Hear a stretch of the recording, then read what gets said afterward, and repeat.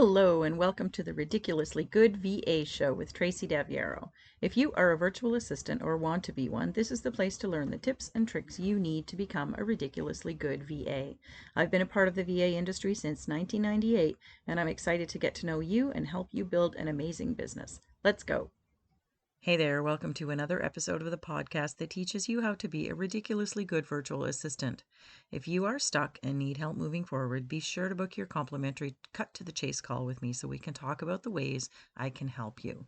Book your call at yourvamentor.com/chase. Today I want to talk about how to become a virtual assistant. And the quote today is from Scott Belsky. It's not about ideas, it's about making ideas happen. I know I talk a lot about starting your virtual assistant business, but this quote to me really describes the main message that I try to convey, and that is that it is so essential to take action, or you're not going to go anywhere at all. So let's go. Starting a VA business is pretty simple. It's a service business, so there isn't a whole lot of startup cost involved. I always say if you have a contract and a way for your clients to pay you, you can take on a client today. Of course, there's more to it than that in terms of running a long-standing business, but essentially that is all you need to get started. So many women get stuck on all the details and they just never start. But if you have admin experience, you can say yes to a client today. You are ready. Today, though, I want to help you get it set up the right way, with the right plan. I'm going to talk about the 5 pillars that I think you need to get in place to start your VA business the right way. Choose your services. The very first step you need to take to set up your business is to choose which services you're going to offer your clients. It might sound limiting to put a few on paper, but it's really not. Because if you're a general admin VA, you can do a lot of things. Of course you can. But do you do everything well? Do you love everything that you know how to do? I don't. I know how to do a lot of things. When you're starting a VA business, you're not supposed to be buying yourself a job or giving yourself a job. You are supposed to be doing what you want to do, what you love to do, and what you are really great at. And that means that you can take some of those things that you know how to do right off your list. I know how to do a lot of stuff. Like I said, I don't do everything I know for my clients. We did that in our corporate jobs. We did whatever was needed, whatever was asked of us. But business is different. Our business, we get to do whatever we want and leave the rest of it behind. When I start talking with a VA about the services that they're going to offer, it's usually a surprise to them that they get to say no to some things and yes to others. It's totally a mindset thing, I know, but we do get to make all of the decisions in our business. When I ask VAs what they love to do, it's so fun. Their voice changes and their eyes light up. I do Zoom sessions, so I see them. And their whole body language changes when they talk about something they really love doing or something they do really, really well. And that is what you should be offering in your business. Choosing your services is a step that so many VAs don't even do. And then when somebody asks them what they do, it comes out as a garbled mess. And the person they're talking to has no idea how the VA can help them. Clarity in your marketing and in your networking is going to be the fastest way for people around you to understand how you can help them in their business, which is exactly what your business is all about. Support, helping others with their business stuff. Choosing your service options and defining them, I think, is the key to be able to have conversations with people and create content about what your expertise is. Your service offerings are about your expertise, what you can do best, and what you love to do. It doesn't really matter what somebody needs help with. I want you to write this down. I'm going to repeat that, okay? Write this down. It doesn't matter what someone needs help with. What does matter is if someone needs what you offer and what you love to do and what you are great at. That's what matters. You don't need to do whatever a client asks. You don't need to learn anything to get clients. You already have expertise. You already have experience. So what do you want to do for your services? Identify that list, make it short, and you'll be on your way to getting great clients. Next is set your rates. You have to set your rates and do the math. You have to know how much it costs to work with you before you start talking to potential clients. Every single client is going to ask you this question. And yet, I would wager to say that the majority of the new VAs that I talk to do not know this answer. If you don't know how much it costs someone to work with you, you're going to stumble over the answer to this question, or worse, avoid it or not answer it at all, and the client is going to not be inclined to say yes. They won't feel comfortable with knowing that you can help them or that you're worth it. Your rates are the driver of your business. You need to make money to stay in business. And remember those things we want in our dream to work from home. Here's where we simply turn it into an idea and then into a plan. You have to calculate how much money you need to earn in your business in order to understand how you can make that work, in order to understand how to talk to your clients about money. I'm not sure why, but money is a funny thing. So many people don't like to talk about it. In business, though, you have to talk about it. Buying someone without knowing how much it will cost you never makes sense. Whether it's a virtual assistant, whether it's a house cleaner, whether it's someone to shovel your laneway in the winter, which I think we're almost at the end of right now, but I digress. But money kind of is scary. It makes everyone nervous, right? Your clients are no different. They need to know how much they're going to invest to work with you just to make sure that it's a good financial decision for their own business. Have you thought about it that way before? Maybe not. If not, that's another writer downer. But it's your responsibility to calculate your own rates so that you know you're charging correctly and you're profitable, and then to be able to relay that information to the client as clearly as possible. Whether you're going to bill your clients hourly or by the package or by the project, you need to understand how your rates are structured and why. The why part helps with your confidence, the confidence that you have in talking money. But it's also important because if you know why you're charging a certain amount of money for XYZ service, then now you have a plan, not just an idea. I'm not going to get into how to calculate your rates in this episode. You can go and check out my rate calculator for that. But I want you to know that when you do the math, you're going to set your rates much more accurately than just by picking a number out of thin air or by guessing or going with what other people charge. What I do want to say is as you start to network with potential clients, you're going to need to have a money conversation. In fact, you're going to want to have a money conversation. So be confident. Don't leave it out of a conversation because it's arguably one of the most important deciding factors for someone as to whether they're going to choose to work with you or not. Use the word budget. Ask them what their budget is. Put the money squarely in their lap. It honestly doesn't matter what your billable rate is. What matters is what the client is willing or able to spend to get support. And then you just need to tell them what you can do with their budget. You can't go into McDonald's and get 5 Big Macs for $20. You can't tell them what to sell their Big Macs for. They tell you, right? You know your budget is $20 when you walk in the door. And then they tell you how many Big Macs you can get for that amount of money. Actually, don't know how many Big Macs you can get for $20, but I'm guessing it's not 20. But it's exactly the same thing for your clients and your services. You offer services. They have a budget. When you have calculated your billable rate and how you precisely know how much of the client's tasks you can do for the amount they are able to spend. It is not your responsibility to try to figure out how to do everything they need or want for what they want to spend.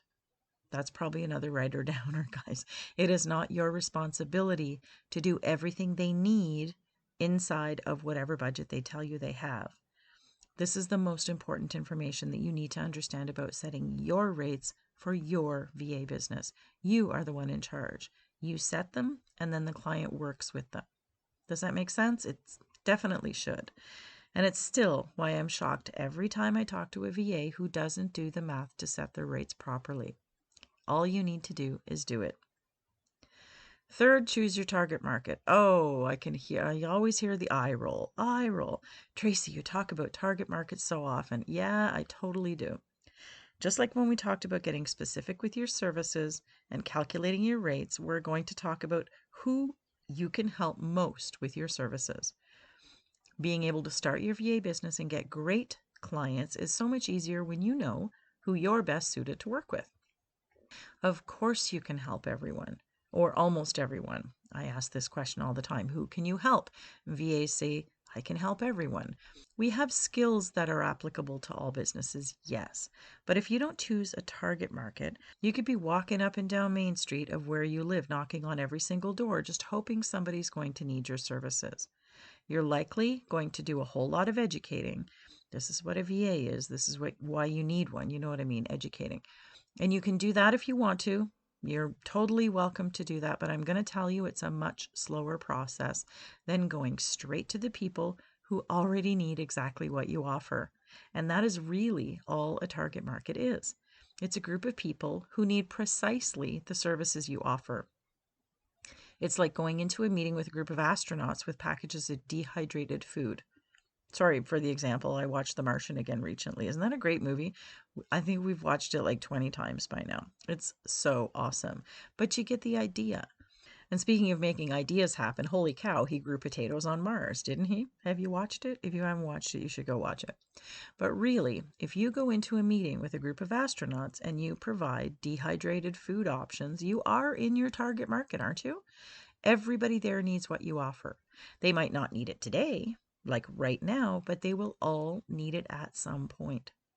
So if you go to a local business networking event and you bring your dehydrated food, you might not find anyone who needs it. Or maybe you'll find one person. Let's be a little optimistic. But that right there is the difference between choosing a target audience and not choosing one. Going to some place where you know your people are, or going somewhere else where you hope you can tell people that they need you and someone will say yes. I think that is an excellent example. Never mind my use of the Martian movie. But everything in business that we do should be a good use of our time. We have so much stuff to do. Let's make it work for us, right? We're doing most of the things in our business ourselves. Give yourself a leg up. Go to where the people who really value you are and the ones who need you. If you offer general admin services, get specific on what kinds of things you do, like we talked about earlier, and then go to that local networking event and connect with people there. An entrepreneur group can be a really great target market. If they all need client care or social media or whatever, and that's what you offer, that's a great target market. Your target market will be based on what your services are. It's not going to be the same for every VA. If you offer blog writing and SEO, maybe the locals aren't going to be a good target for you if they're not blogging. Maybe you have to target people who are using blogging as part of their marketing strategy, people who work with their clients online and need their blog to showcase their expertise. There are so many industries that use VAs these days, and the more specific you can get with who you can help, the more you can tailor your content that you're putting out there to market your business and the activities that you're doing to network and connect with people towards those people. If you want to target real estate agents, then you're going to be able to speak very specifically about what you can do to help them. You're not going to tell them you offer general admin, but you're going to say things like you post the listings online, you book showings, you gather feedback, you prepare closing documents, you do property listing promotion, and whatever else. I don't help real estate agents, so I don't specifically know what they need, but I know a little bit about real estate, of course, and so you get the idea. When you know your target market well, you're going to use language that they use, and you're going to be able to talk very clearly about what you can do for them, like specifically that's relevant to their business. And you're going to understand why it's important to them to tell them the things that you can help them with. A target market makes your plan so much clearer. And as we know, clarity helps your clients say yes. Next is create a marketing plan. Yes, you have to have a marketing plan for your business in order to get clients. You have to market your VA business to get clients. It's wonderful to think, or I maybe even say dream, about clients banging our door down as soon as we launch our business. It's kind of funny when I talk to VAs who think as soon as they put their website up or as soon as they, put it out on social media that they are a virtual assistant, that people are going to knock down our doors. It's rarely the way it happens. I'm sad to say. I know a lot of people, and I still don't get the inquiries that as soon as I post something, I don't get people banging down my door. So it can happen, but it takes work to get clients. And I can tell you that if you do some real work at making a good plan that works for you, marketing, in fact, is going to become really easy for you. With your marketing plan, you want to know who your target market is and where they spend their time getting support for their business. That's the important part. We want to find them where they're looking for help. This can take some effort in the beginning. I know when I work with my private clients, sometimes there's a bit of frustration because there's a little hunt and peck going on as we try to figure out where our people are. But as soon as you find them, everything is going to start to become much easier. Once you find them, all you need to do is start to create content and do your networking. And it sounds simple because it really is. If you're creating content for every social media platform about offering general admin service for everybody under the sun, I really want to tell you that you're wasting your time. But when you find an entrepreneur group filled with people where your target market is hanging out and showing up and asking for that support or looking for that support, and you become a part of that community, half the work is already done for you.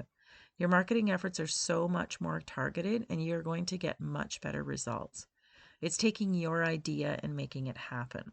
Are you starting to see the pattern with the ideas and making it happen stuff going on here? That's what I'm looking for. And I think lastly, networking to find clients. Yes, the last of my 5 pillars is networking. I get lost in my notes sometimes. Guys, it's okay. The best way to get great clients is to talk to people who are in business. I tell you every single day, business conversations is the number one thing that you can master to get great clients for your business. And if you're nervous to have business conversations, I'm telling you, it's only because you're not sure what to say. A lot of VAs are introverts. I'm one too, okay? I love my alone time, but networking doesn't make me nervous anymore because I know what to say, and you can do it too.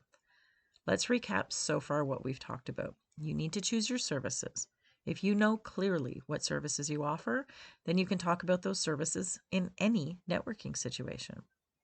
You need to set your rates properly. If you know how to talk about budget with people who may need your help, and that's a really important part, they need your help, you can talk about that in any networking situation. You need to choose a target market. If you know who you can help and specifically what you can help them with in their business, like the real estate examples I gave you, you can talk about that in any networking situation. And you need to create a marketing plan. If you know where your people are, you can find the people that you want to have the business conversations with. So networking is just about having conversations with people you know you can help, who are in a place where they are networking with other people that they can get help from or that they can help themselves. And that's the key right there. When you're starting to do some networking, don't go to your family and friends and hope they're going to hire you. This is actually one thing I hear all the time. I think it's deflating to your ego. But guess what? It's not your family or friends' fault. They simply don't need your services. And it's not up to them to hire you and give you testimonials and all that kind of thing. It's not their responsibility to hire you just because you're a VA. You need to find the people you can actually help. We did define them earlier in this episode. If you can go back and listen to that again. You never need to try to sell someone something that they don't want or need. Instead, you want to find the people who do need and value the services you provide and talk to those people. And as it turns out, you don't want to try to sell to them either. You just want to have conversations. That's all networking is. Have you ever walked into a department store or a specialty store and had that sales associate greet you at the front door? Oh, I hate that. I don't like that at all. You know they work on commission and you know they want to make a sale.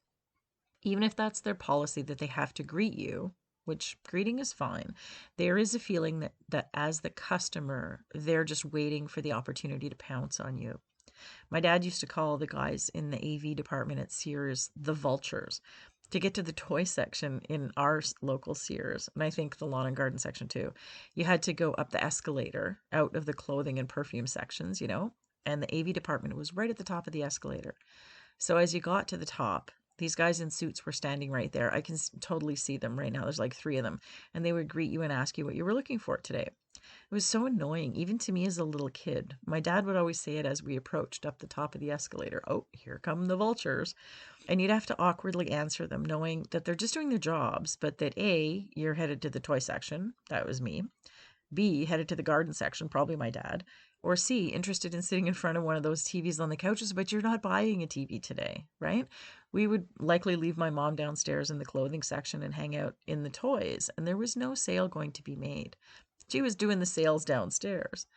But anyway, all that to say, don't be a vulture. Make conversations, get to know people, become a part of the community that you're networking in, and ask people what they need help with, and then offer your help if it fits with the services that you offer.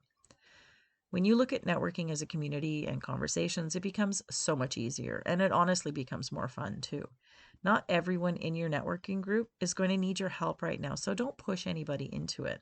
Maybe they're just hanging out in toys while their mom buys back to school clothes, It's totally okay. When you become a part of the community, you're going to be the person they think of when they do need help. And having business conversations is the single most effective way to build your VA business to the dream that you had when you wanted to start it. I totally promise you that. If you master that, you're going to have a great VA business. So those are my 5 pillars to becoming a VA. Yes, you need to set your business stuff up. Yes, you need an invoicing system or a process. Yes, you need a laptop and dedicated workspace. But these 5 things that I talked about in this episode are the most important things to work through to ensure that your business is going to be a success. But the good news is that none of them are rocket science, right? I just talked you through all of them. Take your time and do it right. You want it to work. You dream about it working. Put your ideas on paper and then work the steps to make it happen. If you need help making those ideas happen and getting your virtual assistant business started right now, please get in touch with me. I'm here to help. It's the only reason I'm here at all, as I tell you every week, to help you become a ridiculously good VA. I've helped hundreds of VAs who are stuck get moving, and I would love to do the same thing for you. We can work together privately through group coaching or private and self-study trainings. I have lots of ways I can help you. If you are looking to get more information about how we can make that happen, don't forget to book your Cut to the Chase call at yourvamentor.com/chase. Thank you so much for tuning in this week. I'll see you next time. Thank you so much for tuning in to this episode of the Ridiculously Good VA Show. Don't forget to subscribe so you don't miss a thing. For more great resources for your VA business, visit my website at yourvamentor.com. I'll see you back here next time.